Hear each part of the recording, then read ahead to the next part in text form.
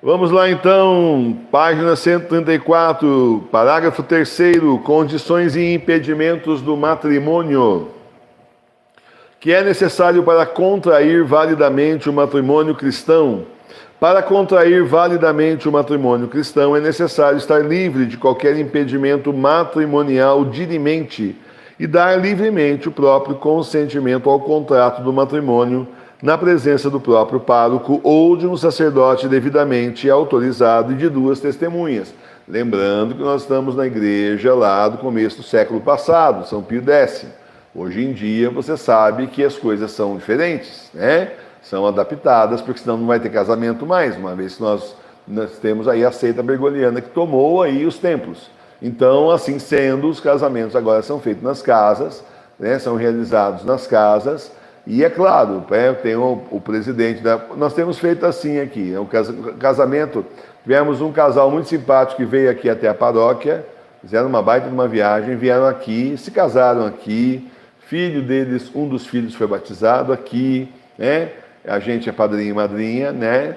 Então, tudo muito legal. Mas a grande maioria, os outros 3 casamentos, tivemos 4 casamentos já aqui, os outros 3 casamentos foram via internet. Eu aqui, eles na igreja doméstica deles. Estão com 3 casais também bem simpáticos, né? E foi, assim, feito dessa forma virtual e válido, claro. Porque, na verdade, quem está aí, assim, presidindo o casamento, você sabe, são os noivos. Já estudamos isso ontem, tá certo?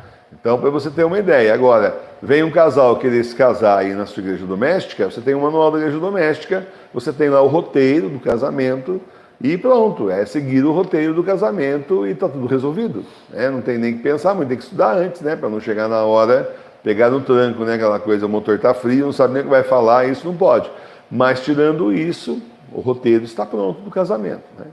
E a gente, não me lembro se no roteiro do casamento foi colocado a comunhão espiritual, mas aí a gente acrescenta a parte da comunhão espiritual no final, sem rezar o terço, né? Porque aí não dá tempo de rezar o terço, que é a cerimônia do casamento, não dá tempo de rezarmos o Santo Terço, mas reza uma Ave Maria, um Pai Nosso, um Glória, ato de contrição primeiro, né? Exame de consciência, ato de contrição, uma Ave Maria, um Pai Nosso, um Glória, e vamos para a comunhão espiritual, terminando o casamento. Então são as dicas que a gente vai dando para você entender que você pode realizar o casamento validamente na sua casa, tá certo? Que é necessário para contrair licitamente o matrimônio cristão. De novo. Para contrair licitamente o matrimônio cristão, é necessário estar livre dos impedimentos matrimoniais impedientes, estar instruído nas verdades principais da religião, e estar em estado de graça. Não estando em estado de graça, se cometeria um sacrilégio, certo? Então, conclusão da história, você estar livre e desimpedido para casar, você conhecer as verdades principais da religião e estar em estado de graça, que se consegue fazendo a confissão espiritual. Portanto, como é que uma pessoa que nunca ouviu falar da nossa religião chega aqui e fala, me converti, quero casar na igreja? Tem que ter uma preparação. Né? Senão a pessoa não sabe nem fazer confissão espiritual, não sabe o que é comunhão espiritual, não pode, né? E normalmente, quanta gente aí já não tem uma vida pré-marital aí desautorizada pelo Senhor e pela igreja, é pecado, né? Contra a castidade, aí mais ainda tem que fazer aí a sua confissão espiritual para se preparar para receber o sacramento do matrimônio. Estar em estado de graça, sem pecados mortais, né? De preferência nem veniais também, claro, nenhum dos dois. Estar em estado de graça é pecado nenhum, zerou os pecados, porque você fez uma confissão bem feita, de repente, no dia anterior. Esse pessoal que já vive, né, às vezes a pessoa já mora junto, não deu tempo de casar, daí veio pandemia, tem casos assim, pessoal conversando com a gente, né? Ou por um motivo ou por outro, não estava na igreja naquela hora, enfim, de qualquer forma, né? Estavam morando juntos já, se consideram casados e tudo mais, às vezes a pessoa é até casada no civil, mas nunca casou na igreja. E aí vem atrás de mim, né? Aí eu dou as instruções, aquelas coisas todas, e quando chega no final, diz assim, olha, vocês vão fazer confissão espiritual aí pelo menos um dia antes do casamento, pelo menos, né? E aí daí para frente, castidade até o dia do casamento.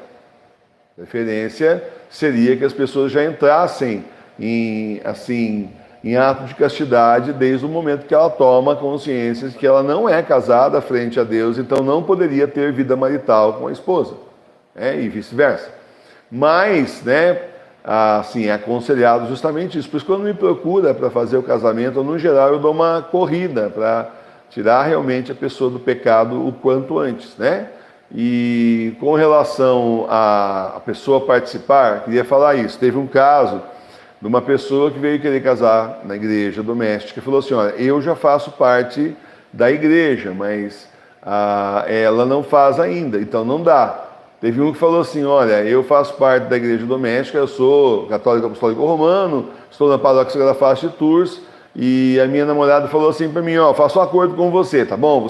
Eu caso com você na igreja do professor Emílio e depois a gente casa na igreja bergoniana. Calma. É por isso que tem que saber as bases da fé, entendeu? Aí eu não permiti, porque falei: não, tem que ter uma conversa então, uma conversão, saber o que está acontecendo. Vai casar aqui, vai casar lá? É complicado? Não dá. É uma coisa ou é outra, Não existe isso, Certo, gente? Então, eu estou falando isso, não é para criticar as pessoas nem nada, não. É só para orientar, porque às vezes o demônio inspira essas coisas bárbaras na cabeça das pessoas que até são bem intencionadas, mas não tem informação suficiente para simplesmente dizer: show demônio, você está falando besteira. Aliás, quando que o demônio não fala besteira? Sempre. Então, inspirando besteira na cabeça das pessoas. Aí a gente não pode fazer o casamento. Também não posso fazer casamento de gente que não seja da igreja. Mas a minha esposa é da seita, meu marido, não, de forma nenhuma. Certo? Muito bom, tem que ser os dois da Igreja Católica Apostólica Romana, senão não rola. Vou dizer assim, Que são os impedimentos matrimoniais? Impedimentos matrimoniais são certas circunstâncias que tornam o matrimônio ou inválido ou ilícito. No primeiro caso, chamam-se impedimentos dirimentes.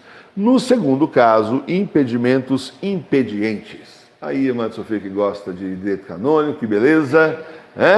Oi?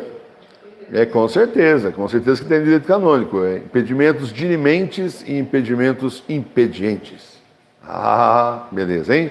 Dai-me alguns exemplos de impedimentos dirimentes. Impedimentos dirimentes são, por exemplo, a consanguinidade até terceiro grau, o parentesco espiritual, o voto solene de castidade, a diversidade entre cultos batizados e não batizados, etc.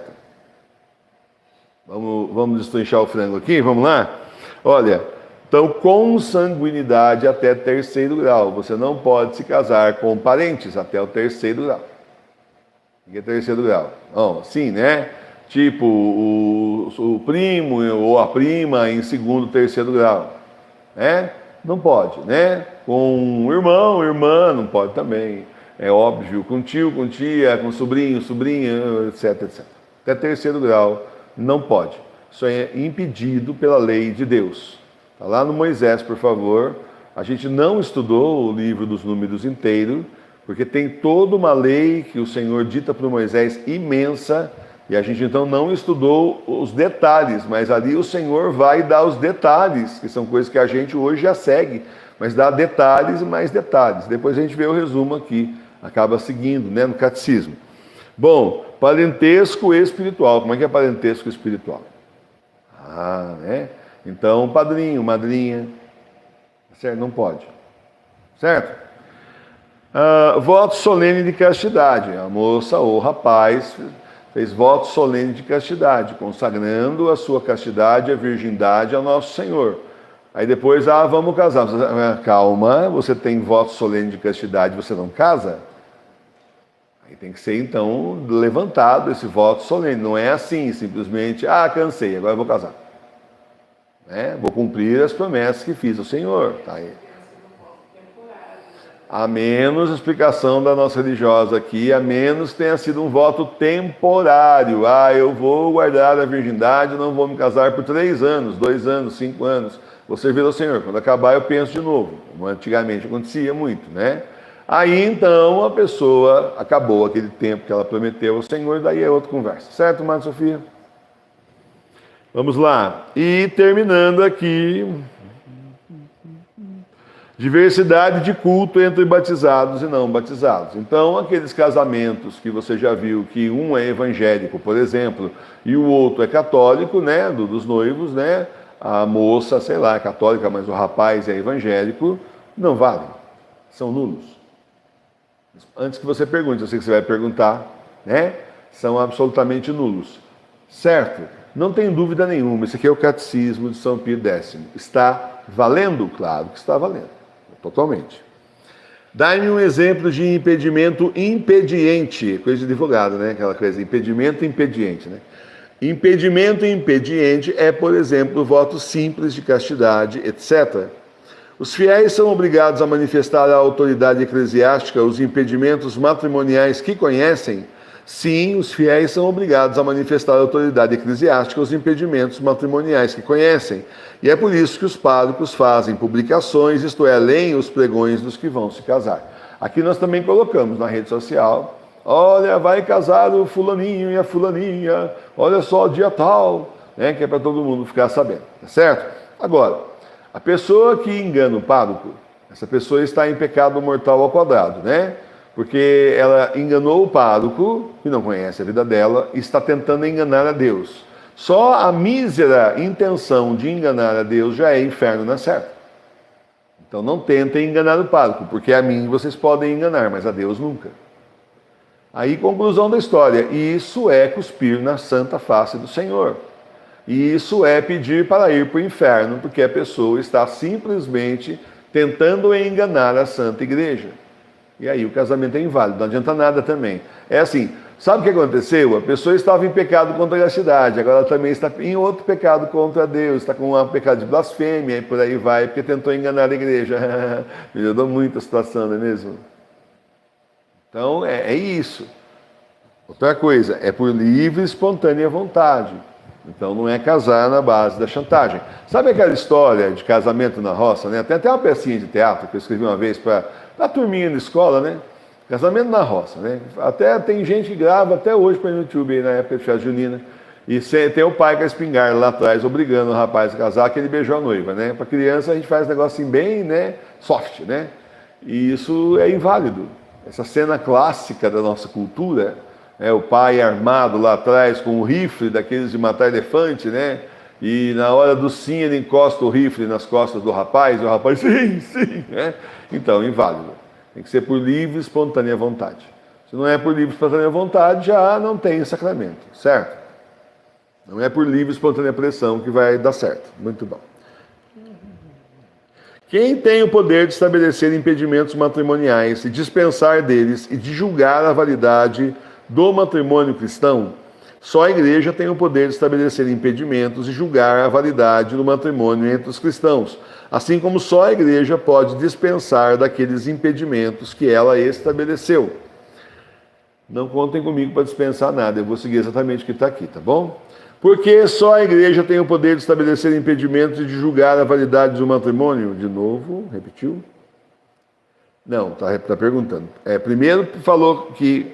primeiro é quem tem o poder, e agora está perguntando por que só a igreja pode. É aquela turminha que nós temos aqui que gosta de perguntar. Porque só a igreja tem o poder de estabelecer impedimentos e de julgar a validade do matrimônio? Só a igreja tem o poder de estabelecer impedimentos e julgar a validade do matrimônio e dispensar dos impedimentos que ela própria estabeleceu, porque não se podendo separar no matrimônio cristão o contrato do sacramento, também o contrato cai sob a alçada da igreja, porque só ela conferiu Jesus Cristo o direito de promulgar leis e decisões acerca das coisas sagradas. Então é assim, só a igreja pode estabelecer aí o que pode e o que não pode, né, sob a luz do Espírito Santo, a autoridade que o Senhor deixou. Aí você começa a pensar assim, então agora a igreja está nas minhas mãos, eu posso fazer o que eu quiser. Não, nós vamos seguir exatamente o que a Santa Igreja ensina há 2000 anos, sem mudar nenhuma vírgula, é o que nós estamos fazendo aqui.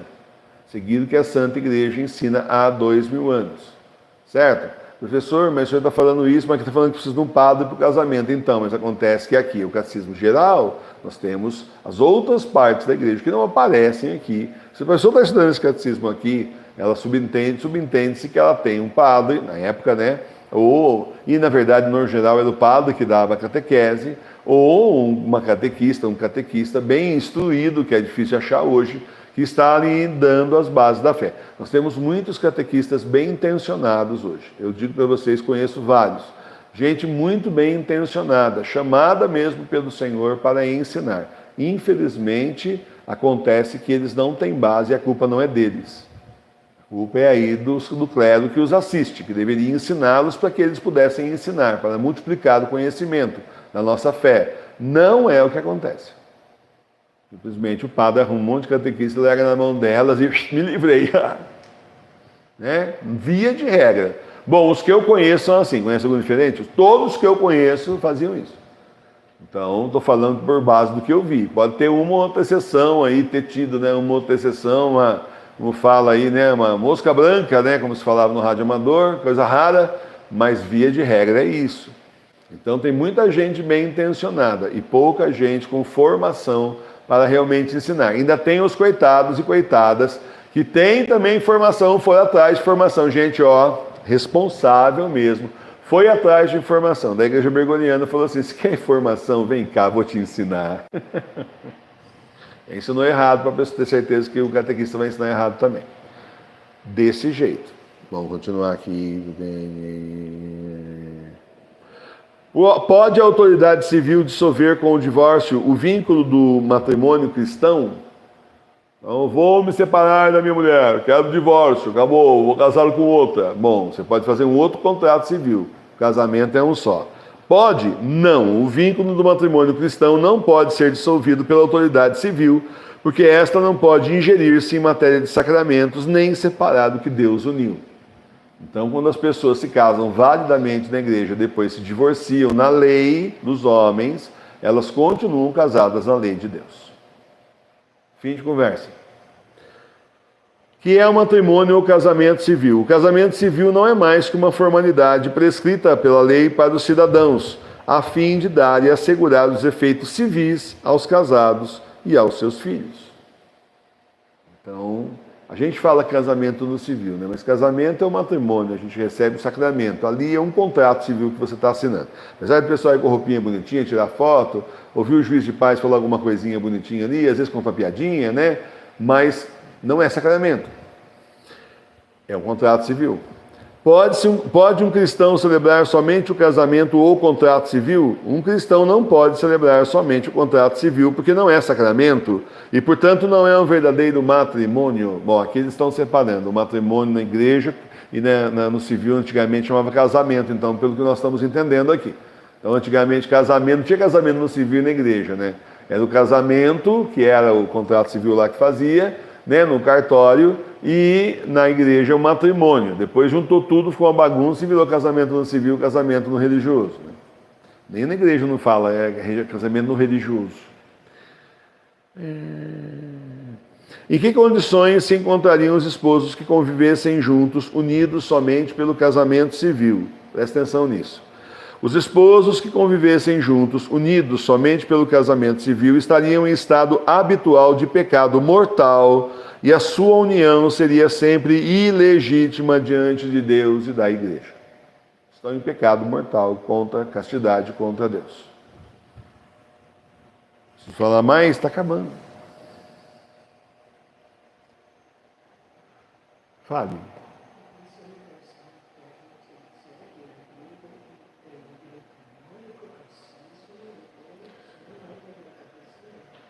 Sim. Explicar para vocês, lembrar vocês que já está tão pisado isso, tanto falado, mas é sempre bom falar de novo.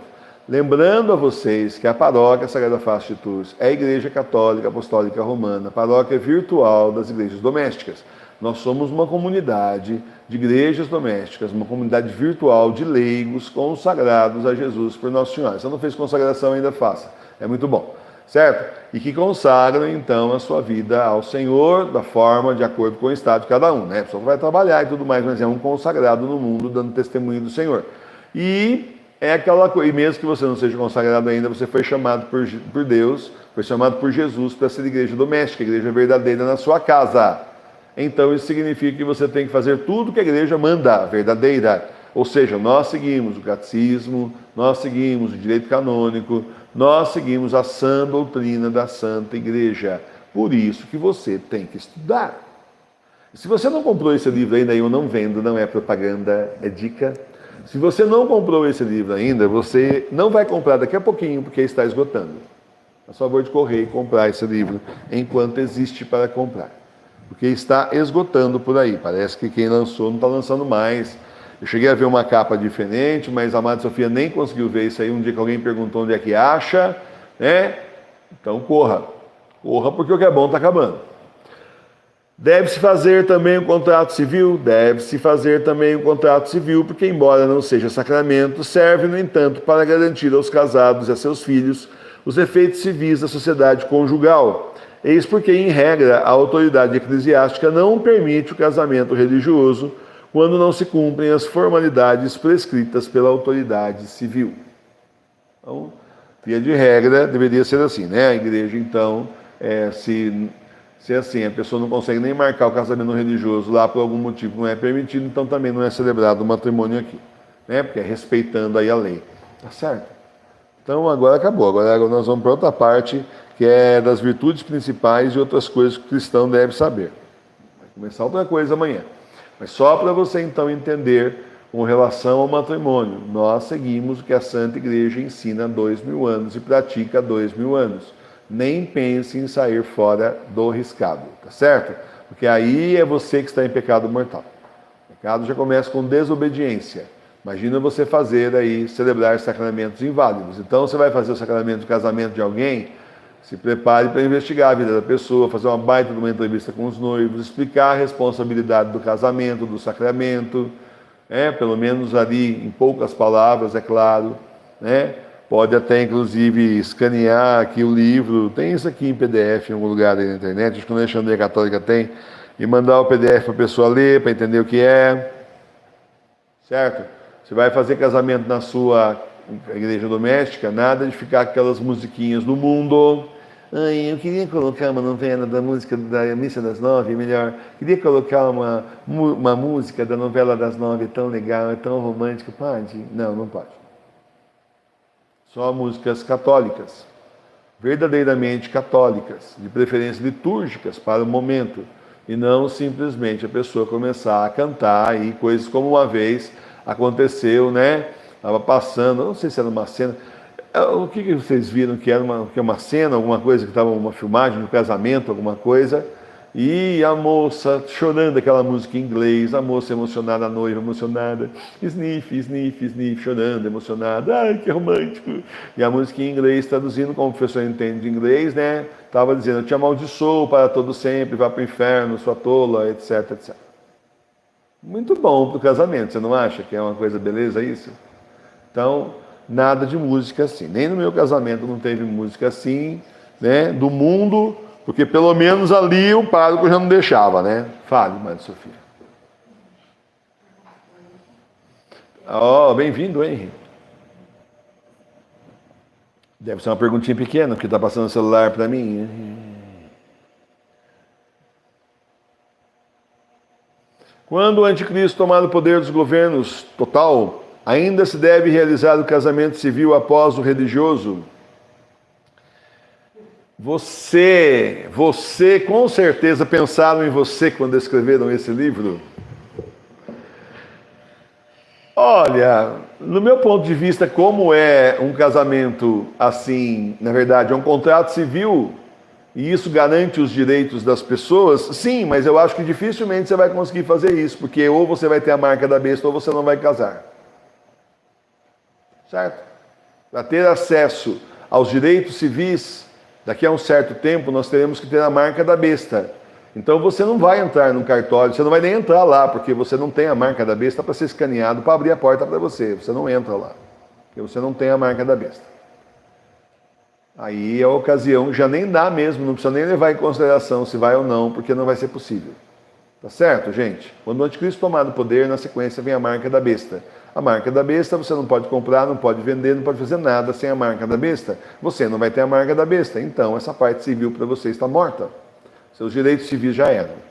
Você tem o direito de ser preso e permanecer calado, pode também abjurar da sua fé, pode ir lá adorar a besta, não vai? Então vai ficar preso. Vai ser assim. Tá bom? Certo? Respondeu?